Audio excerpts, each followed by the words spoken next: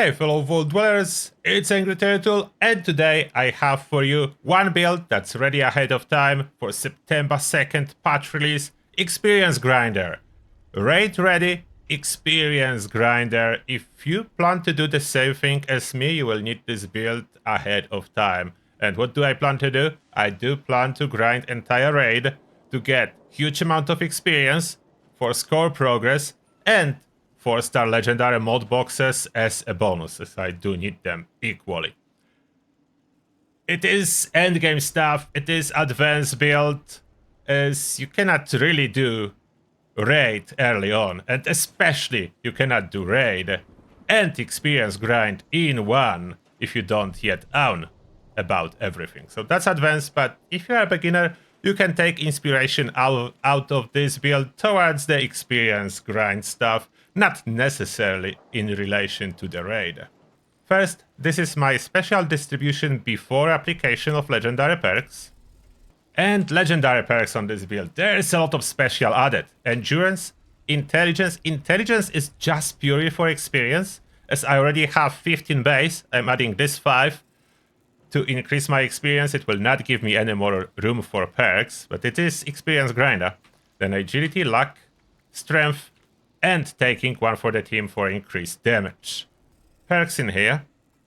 It was very hard to put together both high damage and all the experience related stuff and all the tankiness required in the raid, especially at bloodied health levels. Bloodied is needed in order to unleash the power of unyielding armor. So we need to go low health. Blocker, that's needed mainly for stage 4, when enemies do attack you with melee a lot. Stage 2 occasionally. All the stuff related to Bullet Storm, is that's huge damage boost. So lock and load Bullet Storm itself and bring the big guns. After that, easy target, as that's another huge damage boost. Faster we complete stages of the raid, faster we are getting experience. So that's important. Damage is important part of this build. Perception. Damage, number cruncher, tormentor, more damage, tank killer, more damage, concentrated fire, essential if you want to use VATS to hit the weak spot. The focus is not on criticals, they don't seem to be particularly important on this patch somehow. They do not help as much as they're supposed to. And awareness to increase our hit chance in VATS. And we will be using VATS. It is possible to skip VATS if you have less points, you cannot afford to use VATS. It is possible to run this build without VATS. A little bit less damage output, but absolutely possible. Endurance, this one is very important. All the tankiness stuff, Life Giver, Ironclad rank 1, then Iron Stomach, Chem Fend for our Berementats, Natural Resistance, Thirst Quencher to have even more action points, Fireproof for tankiness, and Star-Genes because Experience Grinder, so it's human. Human does require a Star-Genes. I was considering Bullet Shield, but I decided to give up on it. It's only useful for stage 1. And stage 1 is really quick on a team anyway. If you plan to do just stage 1, you want Bullet Shield, but we are after experience, and stage 1 is the lowest experience, so grinding stage 1 is not really the best option. Charisma, surprisingly low, but I figured after testing with buffs from food and from team, 4 base charisma and unyielding armor will push me high enough to get 25% bonus from inspirational, and that's what we are aiming for. If I would be a ghoul, I would need much higher base charisma. At least additional 2 points to add magnetic personality perk. Stretching numbers for our mutations, Tenderizer, and someone is sharing stretching numbers. So Tenderizer for damage, of course, on bosses. And there's only bosses in the raid. Intelligence. First aid, field surgeon. We kind of need both, as at the bloodied level of health, it's relatively easy to accidentally die. Nerd Rage, extra damage. Power user, to save our cores. Demo expert, helps a little bit with Gauss minigun. Not too much, but we have those 3 points. If you don't want demo expert, you can consider gunsmith. Science for more damage, and batteries included. Under agility, all damage stuff, so gunslinger and full onslaught effect. Born survival on top. If I forget to use Stimpack myself, hopefully it will kick in and save me. Dying in rate is the biggest problem. It steals our experience. We are not getting effects of unyielding armor if we are dead.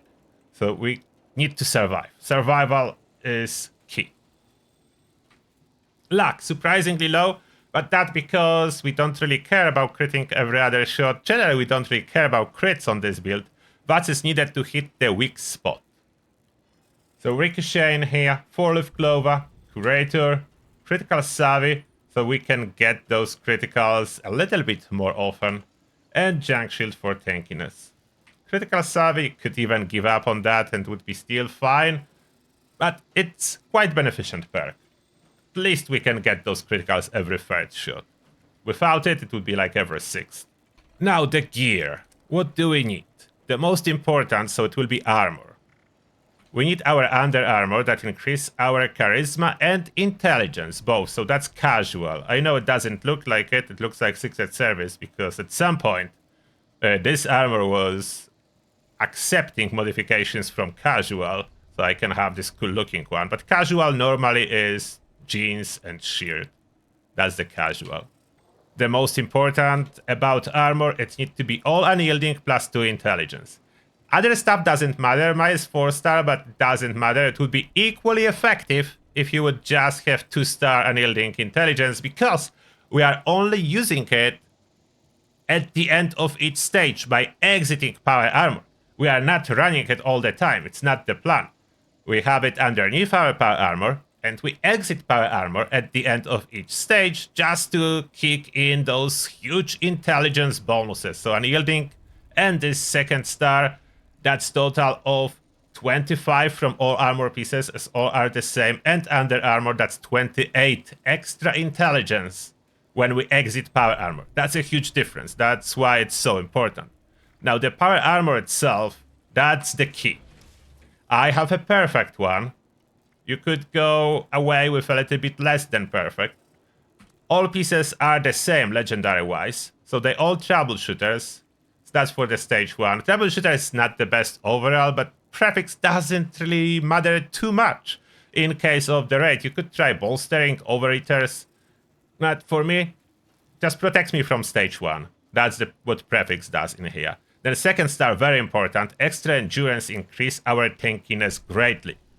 After that, through Haika, so I can move, as I'm carrying too much stuff, always, and rate itself is dropping, each stage is dropping lots of that on you. So that helps a lot. Lastly, Aegis, for the last star, that increase my tankiness, and we're at bloodied range, so any help to tankiness, even overboard, overkill, you will see my tankiness, that is a real overkill. Before I even apply food, so that's a real overkill with amount of tankiness, but we want it. Less time will accidentally die, more experience with farm. Of course, important part for the torso, we do have emergency protocols to take even less damage during combat. I don't know why this torso on preview has a hole on the middle. No clue. The helmet mode, it's the one that's improving VATS accuracy. About the stats, that will be higher with applied bonuses, like intelligence will go high by quite a bit. About all the consumables, I will do a separate video, how to apply all the buffs, as there is a lot of them. And in case of the build videos, they need to keep getting updated. Video about what you should eat and apply from the camp buffs will gonna stay up to date, probably for several years, as that stuff is not changing much. Weapons for the raid. The most important one, Gauss minigun. The Gauss minigun, Furious. Rapid, VATS optimized, conductors. So that's my perfect setup, and that's the main weapon. That's the main weapon we'll be running for the raid. Support weapon, so if I will need to run around those small miners, I have auto axe to stagger them, stagger the stalkers. For the stage 4 and crystals, I have this laser rifle already modified with the next patch in mind, as this laser rifle is losing a lot of accuracy. So we put all kinds of true mods on it that compensate for this loss, and I can use it again. And lastly, in case on stage 4 some enemies will get stuck in the walls and I will need to find them, I will use the Tesla cannon, as it will show damage numbers when it hits something. Even when not doing damage, it will show zeros, and I can find enemies. About mutations, I do have a lot more than needed, but I will be suppressing side effects with serums. I can afford that. What is important in regards to mutations, for example, adrenal reaction is not really, as in the raid you cannot stack it. So normally, if you would be applying mutations just for the raid and you want only those that help you out, so it is Bird Bones, as agility bonus will give you more action points, then you need both carnivore and herbivore to use maximum bonus from food. Then you need Eagle Eyes for extra damage and VATS accuracy. Egghead, that's very important for your experience. Intelligence equals experience. Then herd mentality, as you want to be on a team. Extra special, extra experience. Marsupial jumping is almost necessary. Speed demon, so you move faster. You can skip Scully Skin, Twisted Muscles, unless you do plan to keep suppressing the side effects, as I will be suppressing them, so they don't really harm me. I can have all the mutations as long as I pop serums. If you don't plan to pop serums, just install those that I listed. And now, quick practical example of how it is gonna go. I don't have full experience boost, but I have most of the stuff. So power armor will be needed as we are fighting. I will only show it on Guardian, but it will be like that each and every stage, with experience going drastically up, ending at 300k per stage from stage 4. So that will be drastically up. With some Pemmican to fix my health bar whenever I enter power armor, as that's a huge bonus on it. I cannot really hit the shield systems, unfortunately, with changes to the VATS. Occasionally I will be able to, sometimes it will jump, but usually it doesn't want to. So I need to rely on the ricochet. Normally during the raid I will not, I will rely on a teammate dragging attention of the robot to the other side. So that will be way easier. And now the Guardian health is dropping. I can even go without VATS. As you see, I'm dropping it very fast outside of VATS. Inside of VATS a little tiny bit faster, but the difference is not huge, so I can just save my fusion core if I want to, and I don't need to consistently go with VATS. The important part is, unfortunately, I need to go for a quick break in here and be able to exit my power armor. On the team scenario, my teammates will finish the Guardian, and that will not be this awkward moment when I'm exiting. And hopefully it will not kill me before granting rewards. Okay, so full experience granted, 52k. It will be a little bit more, about 55, maybe 60k with full experience boost. It took me down, unfortunately, but didn't fully kill me too early. If that would kill me too early, I would be getting way less experience. My unyielding bonus wouldn't count. Unfortunate that I died. It will not be happening with the team. So that's a difference with a team. Way more time. Teammates will finish off when I will be exiting my power armor. Unless everyone will be exiting power armor, which is possible. My special with the food, so all the boost, all the unyielding stuff, everything. Intelligence 76, so we're close to full boost in intelligence department. It can go a little bit higher. It's not quite full, but we have enough charisma to get our inspirational. That's important one, to 25% bonus experience. That's what we are aiming for.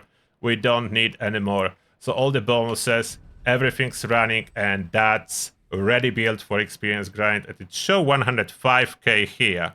So I'm not sure which experience count is accurate. On the final screen it was 50 something and 105 here. Which one is accurate, which I should go by, I do not honestly know. I think the 50 something. This stage, stage 2, will give me 3 times as much, over 3 times. So this stage I will get around 150k, and stage 5 I will be at 300k. With full experience boost, stage 2 maybe around 200k. We'll see exactly when the patch drops and when I'll be doing the grind. Hopefully this helps you out. That's my experience grinder build for the raid purposes. Thank you a lot for watching, and see you in the next one.